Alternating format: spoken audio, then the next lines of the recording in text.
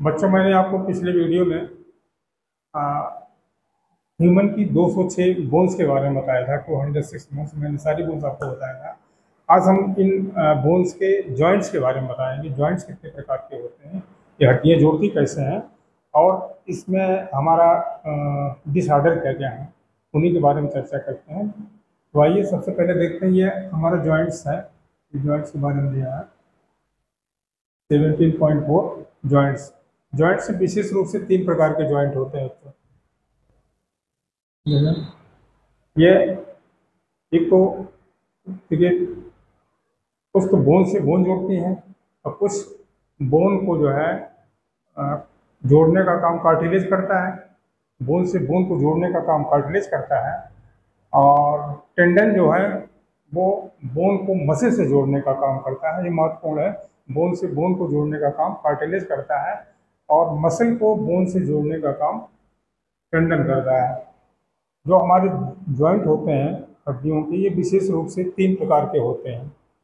Joints have been classified into three major forms, namely ये fibrous joint होता है, cartilage joint होता है, और साइनोवियल जॉइंट होता है।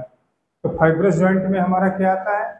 फाइब्रस जॉइंट में हमने पिछले में आपको बताया था कि हमारा जो क्रेनियम है, जो ब्रेन बॉक्स है, इसके अंतर्गत जो ये जो 8 जो है ब्रेन बॉक्स में जो हमारी जो बोन्स हैं, ये फाइब्रस से जुड़ी होती है। इनके बीच में फाइब्रस जॉइंट होता है। ये बड़ा टफ जॉइंट होता है, एक प्रकार का सूचस होता है, जो इसका सूचस बन जाता है, जो उनको जोड़े रहता है। ये बहुत हार्ड होता है, इसमें कोई मूवमेंट नहीं होता किसी प्रकार का। They do not allow any movement. देखिए, फाइब्रस जॉइंट के बारे में बता रहा, they do not allow any movement, इसमें कोई मूवमेंट नहीं होगा। और इस प्रकार का जॉइंट जो है कहाँ होता है? हमारी स्कल बोन में होता है, फ्लैट स्कल बोन। अब जो कि फ्यूज करती है एंड टू एंड, शुरू से अंत तक वो एक दूसरे से फ्यूज करती है with the help of dense fibrous connective tissue. Dense fibre connective tissue से ये जो जुड़े रहते हैं in the form of sutures. महत्वपूर्ण है, in the form of sutures. जो जोड़ होता है कार्टिलेज का, उसी को फाइबर्स का, उसी को सूचर्स बोलते हैं। To form the cranium. Cranium मतलब मीन्स ब्रेन बॉक्स। अब दूसरा जॉइंट क्या है हमारा? जो कार्टिलेज जॉइंट है। कार्टिलेज जॉइंट क्या करता है? ये बोन को बोन से जोड़ने का काम करता है। ठीक है, कार्टिलेज जॉइंट में हमारी बोन से बोन को जोड़ने का काम कार्टिलेज करता है। Joint together with the help of cartilage. The bones inward are joint together with the help of cartilage. ठीक, इसी उसको कार्टिलेज जॉइंट जिसको कहते हैं। जो joints between the adjacent of vertebrae in the vertebral column, जो हमारी ये पीछे रीढ़ की हड्डी है, वर्टिब्रल कॉलम जो है, इसमें जो वर्टिब्रे होती हैं, उनको जोड़ने का काम क्या करता है? कार्टिलेज करता है। ठीक, ये कार्टिलेज से जुड़ी होती है बोन। और इसमें क्या कह रहा था? Permits only limited movement. इसमें बहुत ज़्यादा मूवमेंट नहीं होता। हमारी हड्डियाँ हम कितने थोड़े बहुत झुक सकते हैं, ज़्यादा नहीं झुक सकते हैं। ठीक, इसमें लिमिटेड मूवमेंट होता है, बहुत ज़्यादा मूवमेंट इसके अंतर्गत नहीं होता, जो कार्टिलेज जॉइंट होता है। और एक जगह और ये होता है आपका प्यूबिक सिम्फाइसिस जो होता है, वो भी इसी का जॉइंट होता है, कार्टिलेज जॉइंट होता है। और तीसरा जॉइंट है हमारा साइनोवियल जॉइंट, बहुत महत्वपूर्ण है साइनोवियल जॉइंट। इसमें से बहुत प्रश्न पूछे जाते हैं बच्चों। साइनोवियल जॉइंट को कह रहा है, इसमें एक प्रकार का फ्लूइड भरा होता है, जिसे हम साइनोवियल फ्लूइड कहते हैं। जहाँ 2 हड्डियाँ हमारी जुड़ती हैं, वो उसमें साइनोवियल जॉइंट्स के द्वारा कुछ और में जो दूसरा जॉइंट है साइनोवियल जॉइंट है, इसमें presence of fluid, synovial fluid होता है, जो कैविटी होती है जिसके अंतर्गत हमारा साइनोवियल फ्लूइड जो है भरा रहता है जॉइंट पर, जिसको हम कहते हैं कि ग्रीस सूख गई, हाथ का जो है उसकी जो है बोन की ग्रीस सूख गई। दूसरे रूप में उसको बोलते हैं साइनोवियल फ्लूइड है एक प्रकार का। ये कह रहा है presence of fluid synovial cavity between the articulating surface of the 2 bones. 2 bones के बीच में साइनोवियल फ्लूइड होता है। Such an arrangement allows considerable movement. इसमें पर्याप्त मूवमेंट हमको मिल जाता है। जो साइनोवियल जॉइंट होता है, इसमें हमको पर्याप्त मूवमेंट मिल जाता है। These joints help in locomotion. ये जॉइंट्स हमको क्या मदद करते हैं? लोकोमोशन में मदद करते हैं, एंड मेनी अदर मूवमेंट्स। अब इसको जो कुछ उसने एग्जाम्पल दिया हुआ है, कौन कौन से मूवमेंट होते हैं, ये बहुत ही महत्वपूर्ण है। देखिए तो ball and socket movement, ball and, इससे कुछ एग्जाम्पल दिए गए हैं। एक सबसे पहला मूवमेंट का है बॉल एंड सॉकेट, सबसे फर्स्ट, ठीक है। इसमें जो है हमारा जो ह्यूमरस है, जो हमारी ये ह्यूमरस है और जो ये गर्डिल है, इसमें ग्लिनार्ड कैविटी होती है जहाँ पर जाकर इसको जुड़ते हैं, कि बॉल एंड सॉकेट जॉइंट कहलाता है हमारा। ये उसका सबसे अच्छा उदाहरण है। इसमें बहुत कंसिडरेबल मूवमेंट हमको मिल जाता है इसका, ह्यूमरस और पेक्टोरल गर्डी का। और दूसरा जो फीमर का है, फीमर जो हमारी जांघ की हड्डी है, और पेल्विक गर्डिल के जो एसिटेबुलम पोर्शन है उससे आकर के हेड, जो फीमर का हेड एसिटेबुलम से जाकर के उसमें जुड़ता है, कैविटी टाइप होती है, तो उसको वो भी जो है ये हमारा इसी का एग्जाम्पल है, बॉल एंड सॉकेट का एग्जाम्पल है। एक कंधे की और दूसरा ये जांघ का जो जोड़ है, ये बॉल एंड सॉकेट ज्वाइंट है बिटवीन ह्यूमरस एंड, इसमें भी एग्जाम्पल दिया between humerus and pectoral girdle, ठीक है। और मैंने दूसरा एग्जाम्पल और आपको बताया between femur and pelvic girdle. और एक हिंज ज्वाइंट होता है, नंबर 2 ज्वाइंट जो है हिंज ज्वाइंट है, नी का ज्वाइंट है। हिंज, हिंज किसको कहते हैं, जैसे गेट में कब्जा लगता है ना, जो कब्जा लगता है उसी कब्जे कहते हैं। इसका एक ही मूवमेंट है, मतलब कब्जे में क्या रहता है, एक वो दूसरी तरफ नहीं जा सकता, इतने रहता है। ये हमारा ये हिंज ज्वाइंट का एग्जाम्पल है, ये है। और दूसरा जो घुटने का जो है ये भी है, उसी का दिया होगा हिंज ज्वाइंट, नी ज्वाइंट है। और ये हाथ का भी ज्वाइंट उसने दिया। एक पाइवोट ज्वाइंट इसने दिया है, पाइवोट ज्वाइंट। पाइवोट ज्वाइंट जो हमारी स्कल है, हमारी स्कल को जो वर्टिब्रल कॉलम की सबसे पहले जो सर्वाइकल वर्टिब्री होती है जिसको एटलस बोलते हैं, एक एटलस है और दूसरी नंबर 2 की एक्सिस है। पेग लाइक स्ट्रक्चर होता है, ये इस प्रकार से उसमें जो है रहता है। और वो मूवमेंट इस प्रकार से इसका जो होता है, जैसे हमको किसी चीज़ को नो कहना था, हम इसे जो कहते हैं नो कहते हैं, ये सारा जो करते हैं वो इसी का रिजल्ट है। वो पाइवोट इसका एग्जाम्पल, पाइवोट ज्वाइंट के नाते हम जो नो शब्द जो कह पाते हैं, जो ऐसे गर्दन को हिलाते हैं, ठीक है। और ये बिटवन एटलस एंड एक्सिस बताया ना, एटलस, एटलस पहली वर्टिब्रा है और एक्सिस हमारी दूसरी वर्टिब्रा है वर्टिब्रल कॉलम की। और ग्लाइडिंग ज्वाइंट कह रहा है, gliding joint, gliding joint between carpals. Carpal कौन है हमारी, ये जो हमारी कलाई की हड्डियां हैं, 8 हड्डियां होती हैं, ये जो कलाई में हमारी हड्डियां हैं, इनके आपस के ज्वाइंट को क्या कहते हैं हम, ग्लाइडिंग ज्वाइंट कहते हैं। जो कार्पल्स में हमारी हैं 8 हड्डियां, इनके जुड़ने को ग्लाइडिंग ज्वाइंट्स कहते हैं। और दूसरा है सैडल ज्वाइंट्स।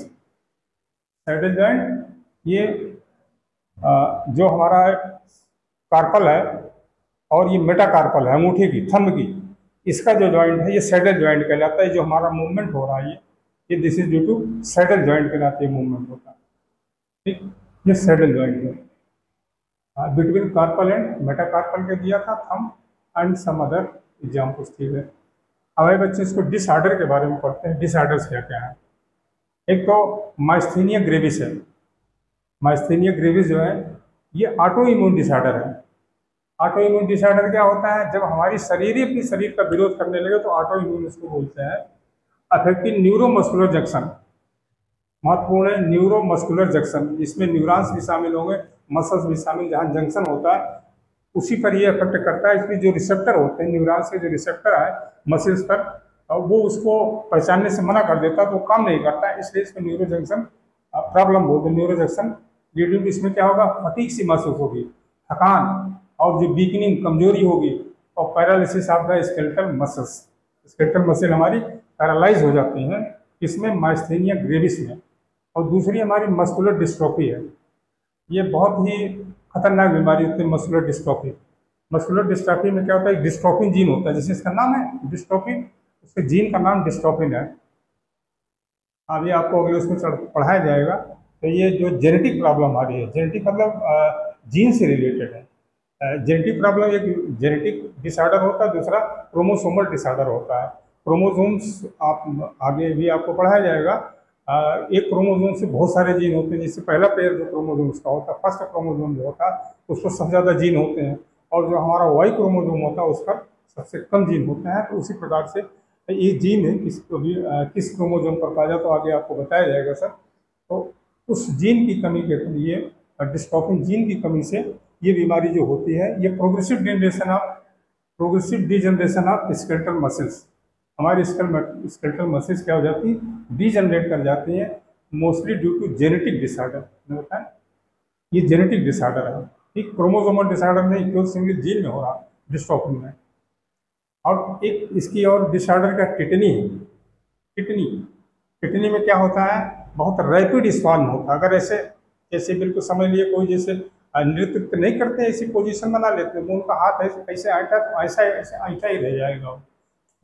ये टिटेनी बोलते हैं। इसमें रैपिड स्पाज्म होता है, वाइल्ड कंट्रैक्शन होगा इसमें, बेतहाशा बहुत तेज। और इन muscles due to low calcium in body fluid. क्यों? Due to low calcium. Body fluid कैसा, हमारा ब्लड है, ब्लड के अंदर कैल्शियम का लेवल जो है वो घट जाता है, वो इसलिए होता है। मतलब हमारे शरीर में दो हार्मोन होते हैं, एक होता है थायरोकैल्सिटोनिन जो कि थायराइड द्वारा प्रोड्यूस किया जाता है, जिसको हम टीसीटी बोलते हैं, थायरोकैल्सिटोनिन। ये टीसीटी है, ये टीसीटी है, ये थायराइड के द्वारा रिलीज होता है। दूसरा एक हमारा पैराथायराइड हार्मोन है, पीटीएच, ये थायराइड से रिलीज होता है। टीसीटी थायरोकैल्सिटोनिन बोलते हैं, और ये पीटीएच है, पैराथायराइड हार्मोन होता है। टीसीटी का काम क्या है, ये बोन में हमारी कैल्शियम को बढ़ाता है, कैल्शियम को, दोनों कैल्शियम को मेंटेन करते हैं, एक बढ़ाता है दूसरा घटाता है, ठीक है। ये एंटागोनिस्टिक कहलाते हैं, ये दोनों एक दूसरे के एंटागोनिस्टिक हैं। तो जो पीटीएच का काम क्या होता है, पैराथायराइड हार्मोन का, जब ब्लड में जब ये किसमें प्रॉब्लम होती है बच्चों, एक एस्ट्रोजन एक हार्मोन होता है विशेष रूप से। टिटेनी में क्या होता है बच्चों, रैपिड स्पाज्म होता है, बहुत तेज ऐंठन होता है, वाइल्ड कंट्रैक्शन होता है, और muscles due to calcium level in the body fluid के अंदर कैल्शियम का लेवल बहुत घट जाता है, इसलिए होता है। और आर्थराइटिस, अगला आर्थराइटिस है, इन्फ्लेमेशन ऑफ जॉइंट, जो जॉइंट में हमारी स्वेलिंग हो जाती है, जिसको इन्फ्लेमेशन बोलते हैं, आर्थराइटिस। और आर्थराइटिस कई प्रकार का होता है, जैसे रिमोटॉइड आर्थराइटिस है, और आपको ज़्यादा उसके डिटेल में जानना नहीं, क्योंकि हमारी बुक में क्या है, आर्थराइटिस ही दिया है, तो बस हमको केवल आर्थराइटिस में इतने पढ़ना है कि इन्फ्लेमेशन ऑफ जॉइंट्स, इतने पढ़ना, इससे ज़्यादा नहीं पढ़ना। एक और प्रॉब्लम होती है ऑस्टियोपोरोसिस। ऑस्टियोपोरोसिस ये एज रिलेटेड प्रॉब्लम है, एज रिलेटेड प्रॉब्लम है ऑस्टियोपोरोसिस। ऑस्टियो मीन्स क्या होता है, जो हमारे हड्डियाँ होती हैं, ऑस्टियो हड्डियों को बोलते हैं, बोन को पोरोसिस माने उसमें पोर हो जाते हैं, मतलब हड्डियाँ एक प्रकार से पोली हो जाती हैं, तो उसमें पोर हो जाती हैं। ये एज रिलेटेड डिसऑर्डर है, characterise by the decreased bone mass. इसमें क्या होता है, हमारा बोन मास जब उसमें होल हो जाएगा, हड्डियों में पोर्स हो जाएंगे, तो उसका घट जाएगा, उसका बोन मास जो घट जाएगा, और वो पोर्स उनमें हो जाएंगे, तो इंक्रीज चांसेस ऑफ, क्या करती हैं इसमें, इंक्रीज चांसेस ऑफ फ्रैक्चर, मतलब गिरेंगे तो हड्डियाँ तुरंत टूट जाती हैं, ज़्यादा समय नहीं लगता है, बुजुर्ग लोगों में ज़्यादा, और विशेष रूप से ये वुमेन में होता, महिलाओं में, जिनको कि after this happens after menopause, मतलब जब लास्ट ब्लीडिंग औरत की जब उसका मेंस्ट्रुअल साइकिल खत्म हो जाती है, तब ये प्रॉब्लम आती है। और ये क्यों, due to oestrogen hormone, decrease level of oestrogen is a common cause. जो एस्ट्रोजन का लेवल जो घट जाता है, इसलिए ये प्रॉब्लम होती है। तो इसमें क्या होता है बच्चों, एस्ट्रोजन ये इसका कैल्शियम रेगुलेशन में भी रोल है। अभी मैं आपको बता रहा था, देखो एक थायराइड से हमारा हार्मोन निकलता है, जिसको हम थायरोकैल्सिटोनिन बोलते हैं, और एक पीटीएच होता है, पैराथायराइड हार्मोन, जो हमारी थायराइड ग्लैंड है, यहाँ से थायरोकैल्सिटोनिन निकलता है, और पीछे साइड में हमारी पैराथायराइड ग्लैंड होती है, जिससे पैराथायराइड हार्मोन होता है। ये दोनों एक दूसरे के एंटागोनिस्टिक हैं, दोनों कैल्शियम के लेवल को मेंटेन करती हैं हमारे शरीर के अंदर। पीसीटी क्या करती है, ये जो हमारी बोन में जो है कैल्शियम को मेंटेन करती है।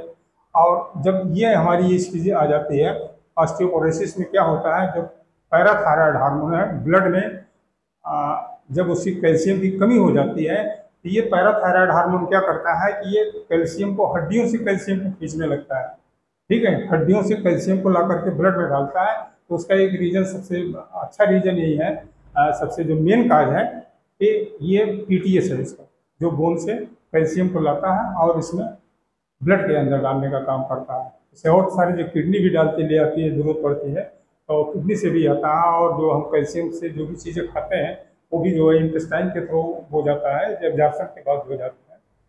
फिर बच्चों तो ये रहा पूरा आपका आ, पूरा डिसऑर्डर्स मैंने बताया और जॉइंट्स के बारे में बताया। ठीक, ओके, थैंक यू।